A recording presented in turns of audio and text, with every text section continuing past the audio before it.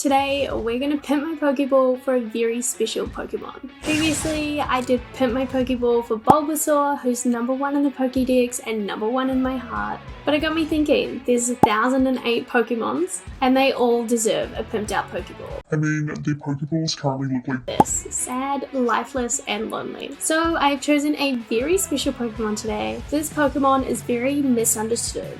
She always tries her best, but never feels like anyone is listening. And that's right, you guessed it. Today we're going to be pimping my Pokeball for Jigglypuff.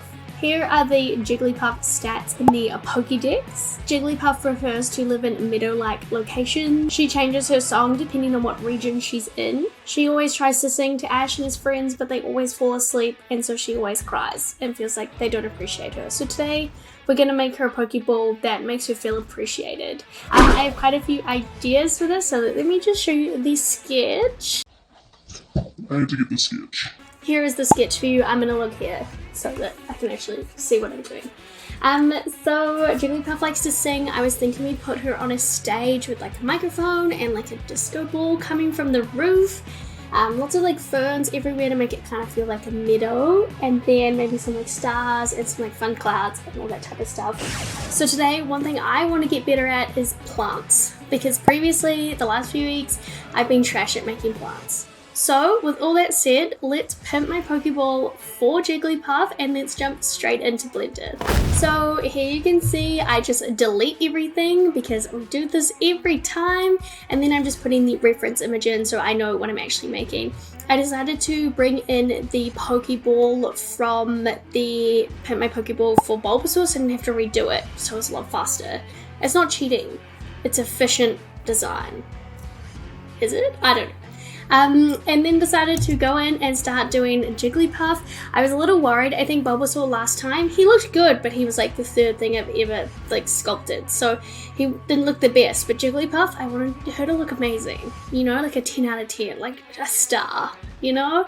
So I went in and started doing the little eyes and just use round cubes for literally probably everything. Everything I do in Blender is a round cube most of the time. I duplicated the eyes around and then did the little mouth using a cylinder and then pulling it down.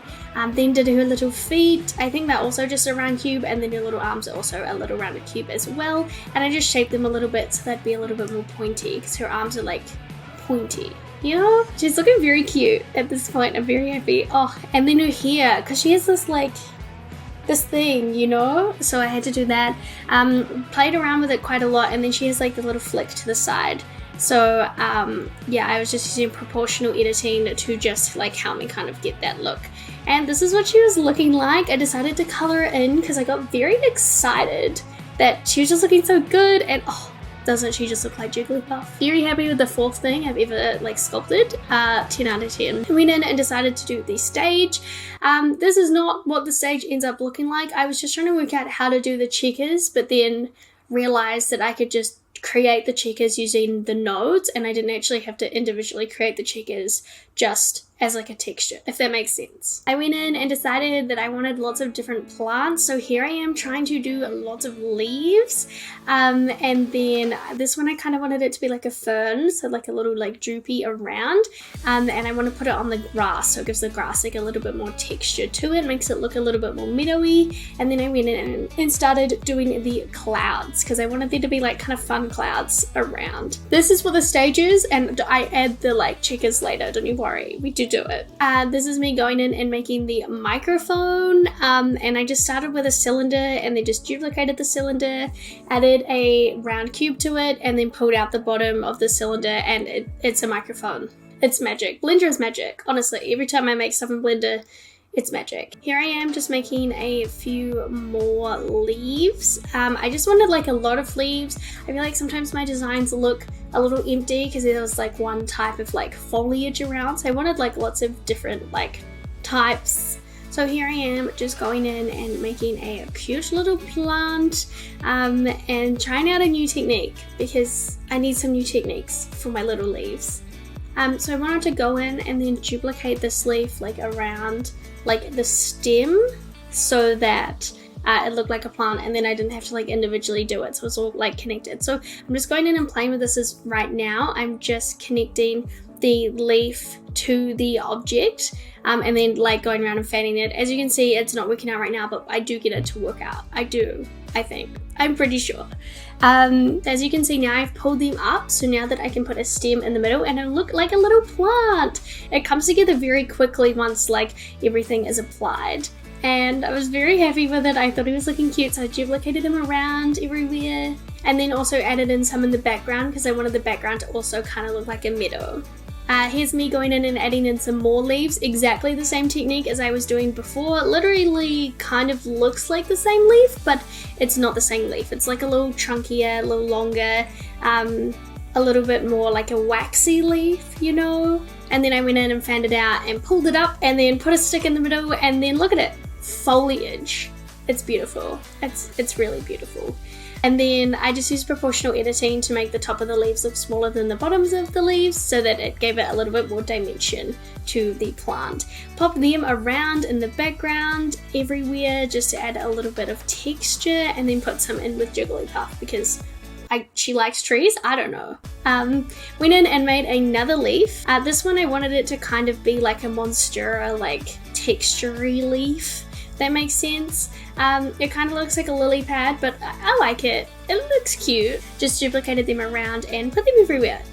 Here I am going in. I wanted to make the background, not like inside the Pokeball, but the background mossy. So I'm just going in to sculpt the moss so that I can use geometry nodes to duplicate it all over the cube.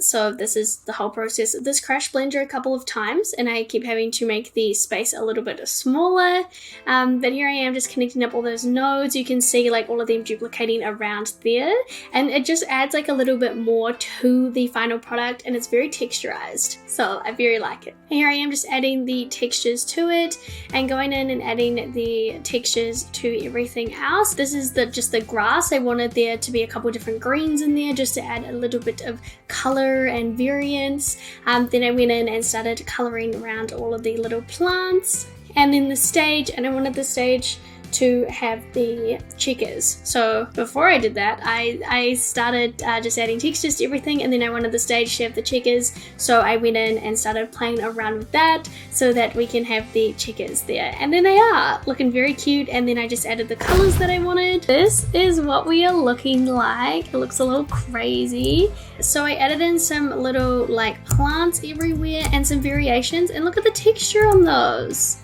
Same with these little ones. I feel like I'm getting better, and every week I want to like feel like I'm progressing in Blender, so I feel like these are really cute, and I just wanted to pop them around in the environment because when we did the Bulbasaur one, we just kind of put them on like a background, like just one color, and I thought it was boring. So yeah, just added in some ferns everywhere. As you can see down here, the grass, I've just kind of added in some texture there, just like a little bit mossy, and then we have some little ferns popping up here as well. Here is Jigglypuff.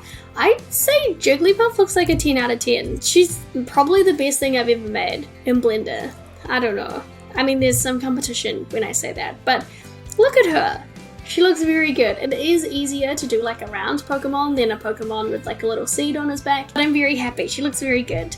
She's standing here with her cute microphone. She's on like a little stage. I like these little like bumps on the stage as well, like where the checkers are happening. I think it's very cute. I gave her a disco ball. I don't think in the last scene you saw me add in the disco ball, but here it is. Very sparkly. These little dots here are just little round cubes that I smoothed out and then added an emission to, so when I render it they like glow because she's a star, you know, she needs those lights. And then I just added in some very textured clouds everywhere. So this is what it's looking like, and here's what it's looking like rendered. I am so happy with how Jigglypuff turned out, how Pimping Her Pokeball turned out. It's just like, it's so good. I did the Bulbasaur one I think 4 weeks ago now, so to see the progression from Bulbasaur to Jigglypuff really makes me feel like I'm progressing my 3D skills in Blender. So very happy today. Let me know in the comments what Pokemon you'd like me to do next, and I will definitely read them and choose from there. Thank you so much for watching. I really appreciate it, and I will now see you in the next video.